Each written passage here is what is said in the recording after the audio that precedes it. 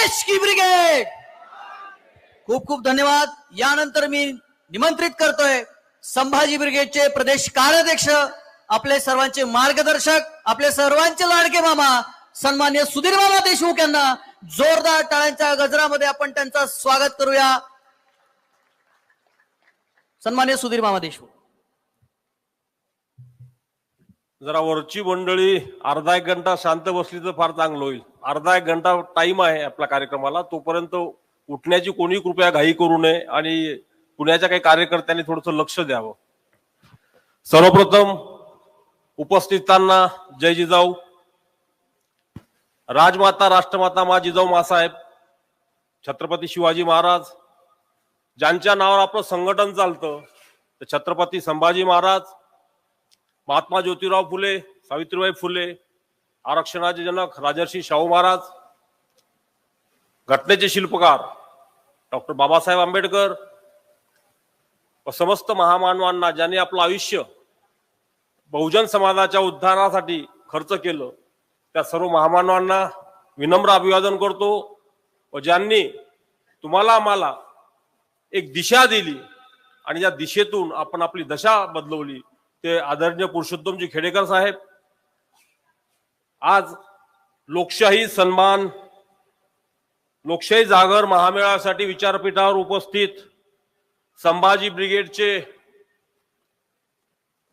अध्यक्ष माननीय मनोजदादा आखरे, संभाजी ब्रिगेडचे महासचिव माननीय सौरभदादा खेडेकर, प्रवक्ते गंगाधरजी बनबरे, विशेष करून या कार्यक्रमास उपस्थित सेवा संघाचे ठुबे साहेब, हरियाणाहून आलेले आपले मांगेरामजी आणि या कार्यक्रमास विचारपीठावर उपस्थित संभाजी ब्रिगेडची सर्व सन्माननीय मंडळी, समोर उपस्थित महाराष्ट्राच्या कानाकोपऱ्यातून आलेली जिजाऊ ब्रिगेड, संभाजी ब्रिगेडची मंडळी आणि माझ्या माता आणि बंधू भगिनींनो, खरं तर संभाजी ब्रिगेड म्हणजे एक वक्त्यांची खाण आहे आणि अनेक वक्त्यांनी आपापले वक्तव्य केलीत। मला असं वाटतं की आता राहिलेल्या अध्यक्षांना आणि सचिवांना काही मांडायला उरतं की नाही, त्यामुळे मी सुद्धा वेळेचं गांभीर्य ठेवून थोडक्यात दोन शब्द मांडणार आहे।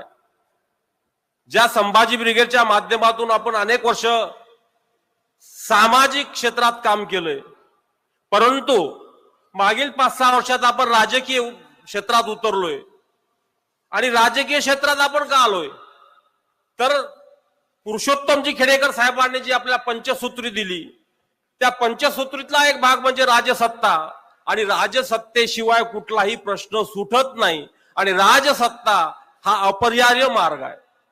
या देशामध्ये अनेक समस्या, अनेक प्रश्न आहेत।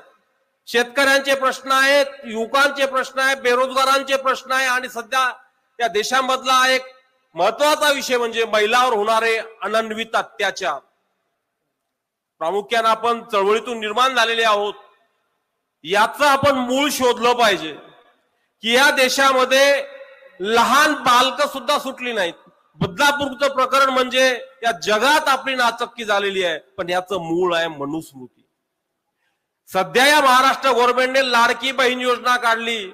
माझी विनंती आहे त्या शिंदेंना, अरे लाडक्या बहिणीचा सन्मान करण्याची जर एखादी योजना काढली असती ना तर तुमचं नाव झालं असतं, पण या लाडकी बहीण योजनेच्या माध्यमातून या देशातील माझ्या बहिणीला गुलाम करण्याचं कटकारस्थान या मनुस्मृतीच्या मार्गदर्शकांनी आणि मनुस्मृतीच्या समर्थकांनी केलेलं आहे। ज्या छत्रपतींचं नाव आपण घेतो, ज्या छत्रपतीने या देशातील शोषक जुलमी राजवटीच्या विरोधात इथल्या लोकांना स्वातंत्र्य मिळवून दिलं, स्वराज्य मिळवून दिलं, शिवराज्य मिळवून दिलं, 350 वर्षापूर्वी तब्बल घटना घडली, त्या काळातल्या शोषित पीडित वंचित लोकांना स्वतःचं असं स्वराज्य निर्माण करण्याचं काम केलं आणि पुनश्च 350 वर्षानंतर मला वाटतं ही संधी संभाजी ब्रिगेडला छत्रपतींनी निर्माण करून दिली। सध्याच्या स्थितीमध्ये ज्या पद्धतीने या देशातील वंचित, शोषित, पीडित, श्रमकरी, कष्टकरी शेतकऱ्यांवर जो अन्याय होतो, अत्याचार होतो आणि महिलांवर जो अत्याचार होतो, त्या अत्याचारातून या राज्यातील लोकांना सुखी समृद्ध करण्यासाठी संभाजी ब्रिगेडनी आता आपला हा लोकशाही सन्मान मेळावा जाहीर केलाय आणि या माध्यमातून संभाजी ब्रिगेडनी पुढची पावलं उचलायची आहे आणि या राज्यातील जनतेला स्वराज्य मिळवून देण्यासाठी उद्याची निवडणूक लढवायची आहे। खरं तर ज्या महिलांवर अन्याय अत्याचार होतो त्याच्या मागचं एक दुसरं एक मूळ कारण आहे. 10 वर्षापासून या राज्यामध्ये या देशामध्ये मनुस्मृतीच्या समर्थकांचं राज्य आणि त्यांचा अजेंडा या देशातील लोकांना महिलांना गुलाम करणे. या देशातलं सूचना प्रसारण मंत्रालय काय करतं? वेब सिरीज असेल, टीव्ही सिरियल्स असतील आणि सोशल मीडियाच्या माध्यमातून असं बिभत्स प्रदर्शन केलं जातं. आणि हीच कारण आहेत की हे सध्या देशात जी प्रकरणं घडतायत, महिलांवर जो अन्याय अत्याचार होतो त्याला कारणीभूत हे केंद्रातलं सरकार आहे. आणि हे केंद्रातलं सरकार आणि या राज्यातलं सरकार याचं समर्थन करतं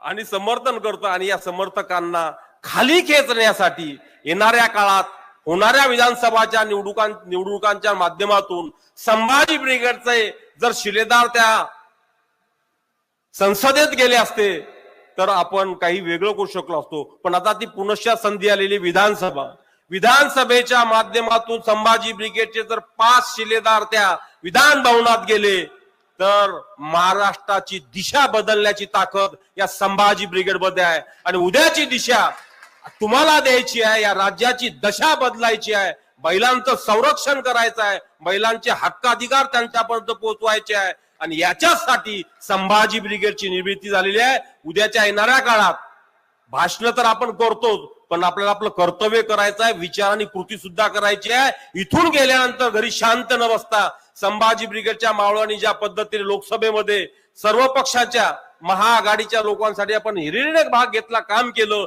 त्याच पद्धतीने उद्या होणाऱ्या निवडणुकामध्ये ज्या काही संभाजी ब्रिगेडच्या वाट्याला शीट्स मिळतील त्या शीट्ससाठी आपल्याला जीवाचा रान करायचा आहे आणि आपले संभाजी ब्रिगेडचे शिलेदार त्या विधानसभेमध्ये पाठवायचा आहे. उद्धव ठाकरेंच्या पडतीच्या काळामध्ये संभाजी ब्रिगेडनी त्यांना मदत केली, त्यांच्या हातात हात दिला. आणि मला असं वाटतं की संभाजी ब्रिगेडनी ज्या पद्धतीने संभाजी ब्रिगेडनी शिवसेनेला